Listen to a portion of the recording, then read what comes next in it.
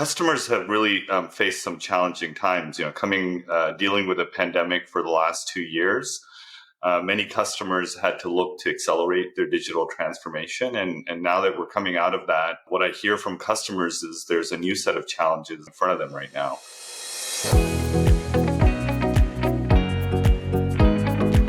Welcome to the Microsoft Cloud Executive Enablement Series, where we speak with Microsoft Cloud senior leaders and experts about the latest trends and technologies we're seeing in the market.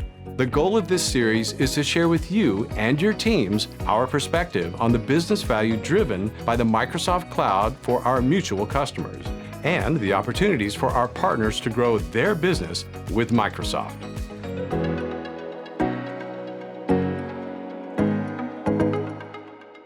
I'm your host, Amy Boyle, Director of Commercial and Advisory Enablement. And in today's episode, I'm here with Omar Khan, General Manager of Product Marketing for Microsoft Azure Infrastructure. Welcome, Omar. Thank you for joining us today. Hi, Amy. Thank you for having me. I'm excited to be here. As you mentioned, I head up the product marketing for our Azure Infrastructure group. My team is responsible for helping customers realize more value from Azure, especially with the infrastructure capabilities we have around our compute, our storage, our networking, our high-performance computing portfolio, as well as our edge offerings within Azure. Can you share a brief overview of Microsoft Azure Infrastructure? Azure's infrastructure is basically the foundation that our additional capabilities in the Microsoft Cloud, as well as our customers' workloads, run on. It starts with our global infrastructure. We have over 60 data center regions globally, the most countries and data residency covered of any cloud provider. And then from that global infrastructure, we have essentially our core foundational Azure services for computing, so our virtual machines, a variety of different storage offerings from blob storage to file storage to our networking capability. And our networking capability has kind of basic foundational networking, as well as networking security, things like firewall, as well as connectivity, things like our Express Route that allows you to connect networks across your own on-premises in Azure. Within that infrastructure, we also have an edge capability where a lot of our infrastructure allows us to do things consistently, not just within Azure's public cloud, but bring that value into other edge environments like on-premises customer data centers. And then obviously Azure has additional solutions in terms of PaaS, Platform as a Service services that sit on top of that infrastructure. Can you share some of the macro concerns you're hearing in the market today? Customers have really faced some challenging times. Dealing with a pandemic for the last 2 years, many customers had to look to accelerate their digital transformation. And now that we're coming out of that, what I hear from customers is there's a new set of challenges in front of them right now. One of the ones that I hear a lot is the continuing uncertainty around the macroeconomic environment that they're dealing with and having to navigate that.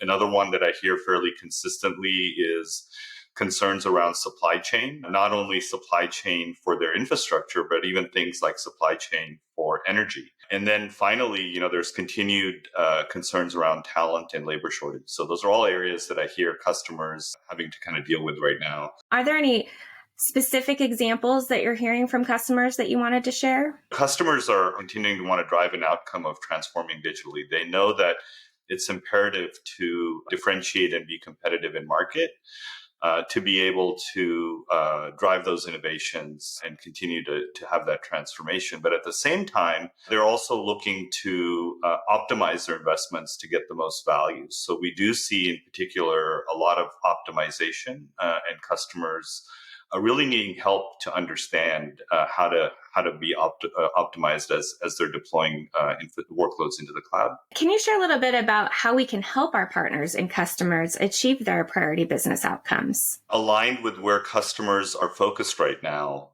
we can certainly help, and cloud is the solution to having more agility and more flexibility when it comes to dealing with economic uncertainty. If you look at the traditional on-premises infrastructure and IT model, a lot of it is based on fixed costs. And when you move to a cloud-based infrastructure model, you're really kind of giving yourself the flexibility and the agility by having a variable cost structure. Going from a capital expense to more of an OpEx model. And so I think helping customers understand the total economic impact of making that transition, and then helping them understand as they do that, how they can continue to optimize to get more savings. So, obviously, there's a desire to move more workloads to the cloud to get that agility and flexibility. And we see from customers that those that are in the cloud certainly are able to navigate these economic headwinds a lot more efficiently. Now, once they're in the cloud, the challenge then is to how to do that in an optimal sense. So I think partners as well as Microsoft have a great history and knowledge base on how to help customers have an optimal infrastructure. And we have some great resources at Microsoft that can help partners as well. Can you talk about how our Azure infrastructure is helping partners stay competitive in their industries? The example I'll start with is SAP. We know that many of our customers, SAP runs some of their most critical business functions. And what we've done in Azure is really built, kind of purpose-built infrastructure that helps them run that SAP in the cloud. There's a trigger right now in the market around over 30,000 customers of SAP having to modernize from a legacy SAP platform to a more current one. That presents a really big opportunity because as those customers are looking to modernize that SAP, they're looking to also move it to the cloud as the way to do that. Our solution is really unique in market in terms of what we provide for partners and customers on how they can do that. Can you talk a little bit about what that solution looks like and what we have available to our customers and partners in this unique situation? Customers, as they're looking to deal with this end of support of their legacy SAP and move to the S/4HANA platform, the majority of them are looking to move to the cloud. And as we survey customers that are implementing SAP in the cloud, the majority also prefer Azure as the preferred solution for SAP in the cloud versus other hyperscalers. And the reason for that is several things. One is we just have the broadest availability of kind of an SAP optimized platform globally. We have more data center regions available across the globe that has that SAP solution. And then we've built infrastructure. We have two capabilities. We have an Azure Center for SAP Solutions, as well as a Rise with SAP offering. Both of which allow you to not have to worry about the infrastructure to host that SAP platform. And both also enable the ability to then integrate your data with other parts of the Microsoft Cloud, which is really unique. We have capabilities in the Microsoft Cloud that no other hyperscaler provides. So that just opens up a whole new set of scenarios in terms of modernizing customers' SAP platform and adding more value as a partner. Can you talk a little bit more? I heard you say some of those unique advantages we have with the Microsoft solution. Can you give a specific example? So I talked about SAP as kind of one critical workload. But our focus is really around having a platform that works for all workloads and all applications. Similar to SAP, one of the other opportunities ahead that's fairly large, if customers are very early in their journey, is really just looking at their entire estate. And we know that a big portion of that estate is running on Windows Server, as well as SQL Server. And so Microsoft certainly has a very differentiated solution for Windows Server and SQL Server in Azure. We have unparalleled value from things like our hybrid benefit, which allows you to bring licenses that you already own on premises and reuse them in the cloud for Windows Server and SQL Server. But the value extends beyond that. I talked about our savings plan earlier. And then from a price performance perspective for SQL, in particular SQL Server, some recent benchmarks that we did showed hosting SQL Server on Azure infrastructure is nearly 30% more price performant than any other solution from any other hyperscaler. So we certainly have industry leading capability from that standpoint. So that's the value aspect. But our Windows Server solution is also differentiated because we have built-in kind of unmatched security that goes along with that. So as you bring your Windows Server and your SQL Server workloads to Azure, you also get the ability to incorporate tools like Microsoft Defender, which is basically advanced threat protection that's built into the platform. And Azure is the only security provider that has kind of a multi-cloud security solution. So we're the only cloud provider that brings that. The flexible approach we have is really around the hybrid capability. That's also very unique. No other cloud provider allows you to migrate on your own terms. Many customers, as they move workloads to the cloud, they're not moving everything.